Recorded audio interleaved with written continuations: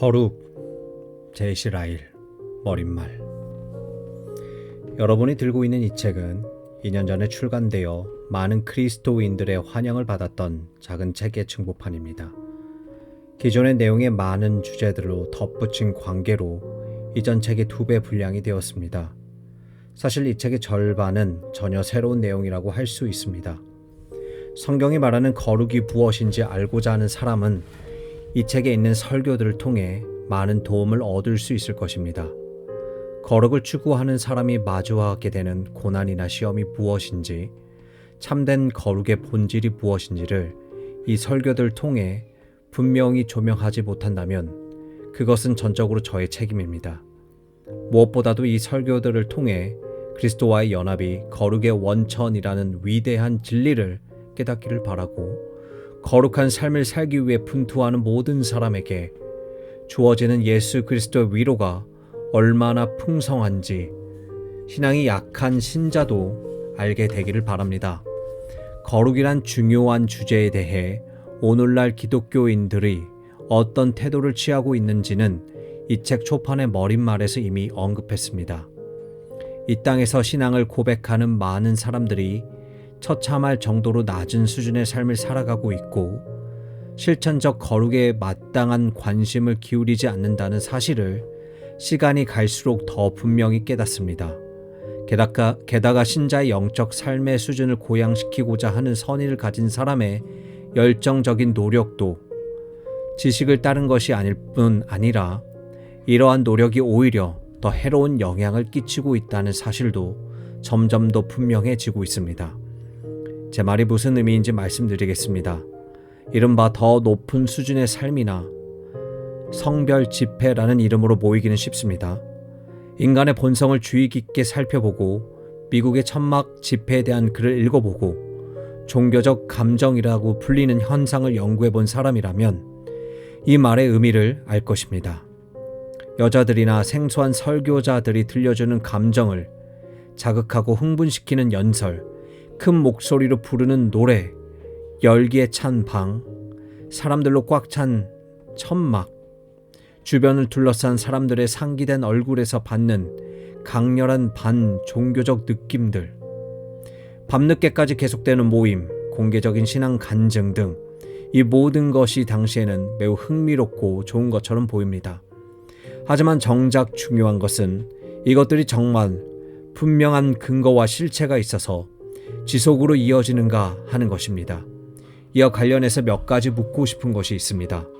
이런 집회에 참여했던 사람이 가정에서도 이전보다 더 거룩하고 온유하고 욕심이 없고 애정이 넘치고 친절하고 자기를 부인하는 그리스도를 닮은 사람이 되었습니까? 주신 은혜에 만족하며 하나님께서 허락하지 않으신 것들에 더 이상 욕심을 부리지 않습니까? 그의 부모나 남편 그리고 친척들이나 사람들이 그와 함께 지내는 것을 이전보다 더 원하고 편하게 느낍니까?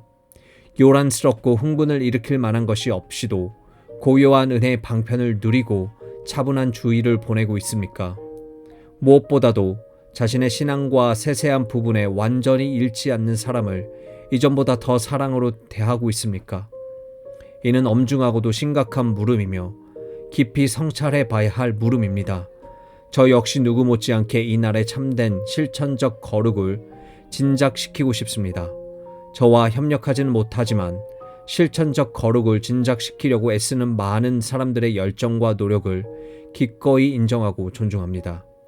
하지만 거룩한 삶의 진작을 기치로 내세우는 오늘날의 엄청난 대중 집회들을 통해 한 사람 한 사람의 과연 가정의 경건과 개인적인 성경 읽기와 기도에 힘쓰고 하나님과 동행하는 삶을 살아가게 되는지 의심스럽습니다. 만약 그런 집회에 어떤 실제적인 가치가 있다면 그런 집회에 참여한 사람은 더 나은 남편과 아내, 더 나은 아버지와 어머니, 더 나은 아들과 딸, 더 나은 형제와 자매, 더 나은 고용주와 피고용인이 되었을 것입니다. 그런 집회를 통해 더 나은 사람이 되었다고 분명한 증거를 보고 싶습니다. 그러나 제 생각에 가정이나 혼자만의 은밀한 곳에서 그리스도인으로 일관되게 남아있는 것보다 공적인 모임과 장소에서 서로 마음이 맞는 그리스도인끼리 노래하고 기도하는 가운데 그리스도인으로 드러나는 것이 훨씬 더 쉽습니다. 후자는 은혜가 없이도 본성에 의해서 가능하지만 전자는 은혜가 없이는 될 수 없습니다. 그러나 오늘날 성경이 회심에 대해서 무엇이라고 말하는지 보십시오. 하나님의 말씀의 초보조차 알지 못하면서 성별에 대해 이야기하는 사람이 얼마나 많은지 모릅니다. 서글픈 사실이지만 이 머릿말을 읽는 사람 가운데 많은 이들이 제 말에 동의하지 않을 것입니다.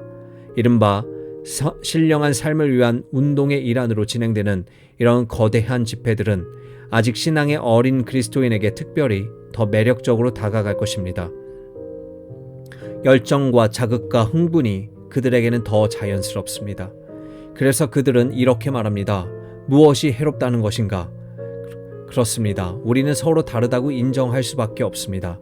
아마 제가 이들처럼 했을 때 저도 크게 다르지 않을 것입니다. 하지만 그들도 저처럼 나이가 든 후에는 제 말에 공감할 것입니다.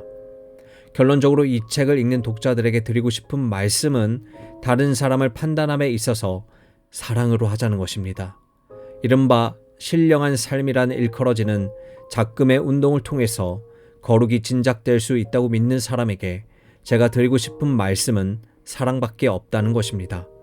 그들이 잘한다면 저는 그저 감사할 따름입니다. 제 자신에게 그리고 저와 생각을 같이 하는 사람들에게 바라는 것은 그들을 사랑으로 대하자는 것입니다. 누가 옳고 그른지는 마지막 날에 분명히 드러날 것입니다. 진지하게 우리와 통역할 수 없는 사람이라 하여 적개심을 품고 미워한다면 그것은 참된 거룩에 대해 우리 스스로가 무지하다는 반증입니다. 1879년 10월 스트레드브로크에서 제이시 라일.